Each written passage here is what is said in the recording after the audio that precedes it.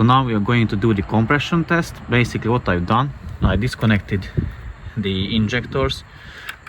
You see here this tab, so I just pushed it a bit back with the pry tool, like that way, and then pulled the injector connector so it won't fire or won't vaporize the fuel. Spark plugs removed, coils removed, and now I'm going to use the combination of these two. This is just an adapter and the compression tester, the gauge. So I'm going to check each cylinder, what's the compression of it, and going to compare the results. If there is any difference in between them, one is lower or there is no compression at all or something like that, these scenarios.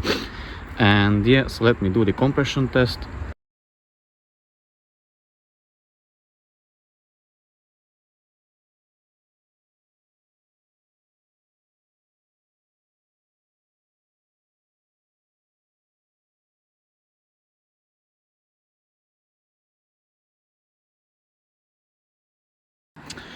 Well, the compression test was done, and as you could see the results, like they are quite close to each other. I would say the difference is maybe 10%, and all of them are like relatively close to each other. They had compression, so I think from that side the engine is okay.